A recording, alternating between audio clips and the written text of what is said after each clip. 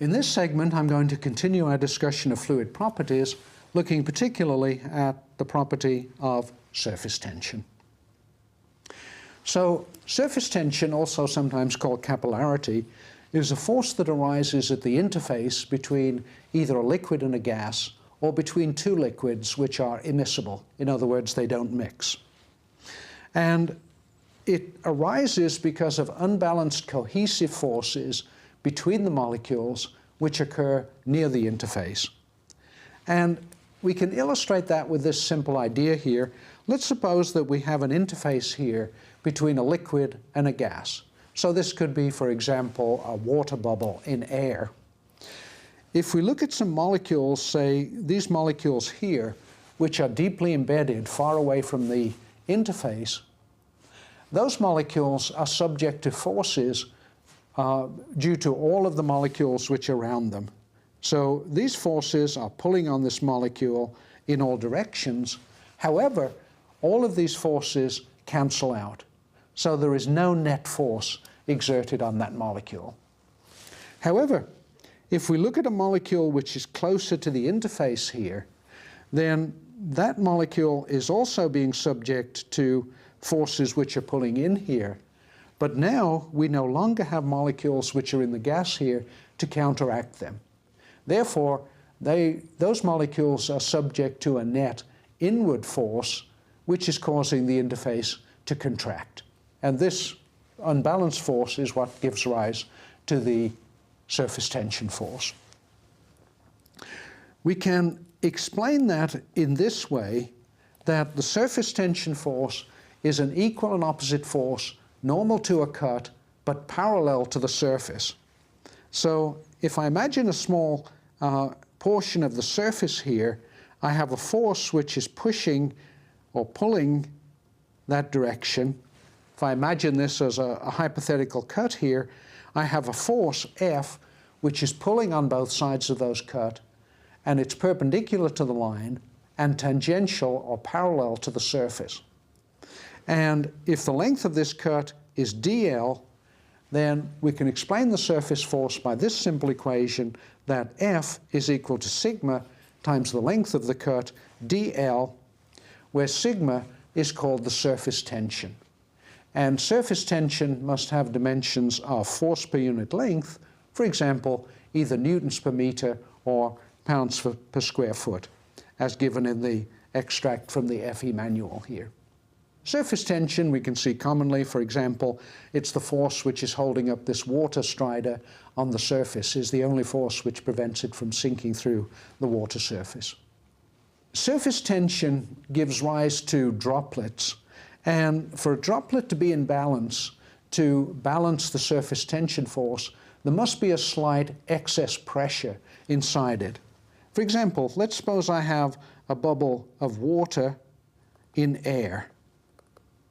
And I'll make a hypothetical cut through this water bubble and divide it into two hemispheres. And the force acting on the hemisphere is shown in this diagram right here. So I'll suppose that the pressure outside here is P, and the pressure inside is P plus delta P. So there is a slight pressure jump. The pressure inside is slightly higher, where that pressure jump is necessary to counterbalance the surface tension force. The surface tension force across here is sigma, and it acts all the way around the perimeter of the circle here, and the magnitude of that surface tension force is sigma multiplied by the circumference of the bubble, which is 2 pi r. So if I do a force balance here, then the force on this hemisphere in this direction must be exactly equal to the force pushing in this direction for this to be in equilibrium. In other words, the internal force is P plus delta P multiplied by the area pi r squared is the force in this direction. The forces in this direction are the pressure on the outside, P times pi r squared, plus the surface tension force, sigma, times 2 pi r. So very simply, this results in this simple equation that delta P, the pressure jump, is equal to 2 sigma divided by r, the radius. So the pressure jump gets bigger as the dimension of the bubble gets smaller. To see the magnitude of this force, we can plug in some typical values. For example, sigma for water and air is about 0.005 pounds per foot. And if we have a small droplet of radius 0.02 of an inch, and we plug into that equation, we find that delta P is equal to 2 sigma over r, which, plugging in the numbers, is equal to 6 pounds per square foot, or 0.042 pounds per square inch. In other words, the pressure jump is very small. So very often surface tension forces will be very small compared to other forces, unless the dimensions are very small. But nevertheless, surface tension can be important in a number of phenomena. For example, droplet formation in fuel injections in automobiles, or the way that sponges soak up water by capillary action, or burning candles by wicking or drawing up melted wax through the wick, are all cases where surface tension becomes important. Another important concept is the idea of a contact angle, where we have a droplet of oil or mercury, for example, sitting on top of a solid surface. And the liquid may bead up or spread out depending on the magnitude of this angle beta, where beta is called the contact angle. And the little bit of terminology, if beta, the contact angle, is less than 90 degrees, we say that the liquid wets the surface. If beta is greater than 90 degrees, as is shown in this sketch here, we say that the liquid is non-wetting. For example, a bead of mercury in air sitting on a glass surface, beta is about 140 degrees. In other words, it's a non-wetting. It beads up, as shown in that sketch there.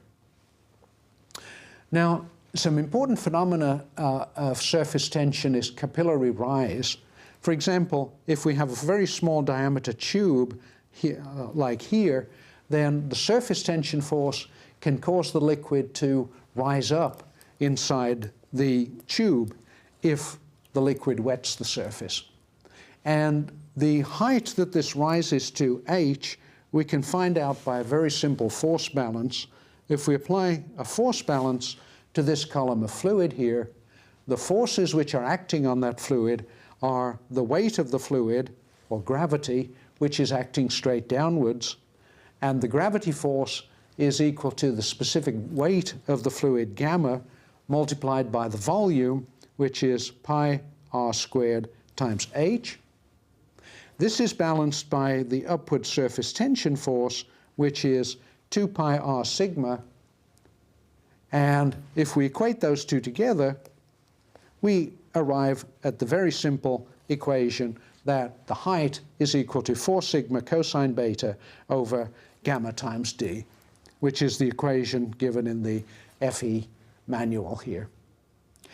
If the liquid is non-wetting, if beta is greater than 90 degrees, then we have a depression. Then the liquid is actually depressed, falls below the liquid water surface. Let's do an example on that.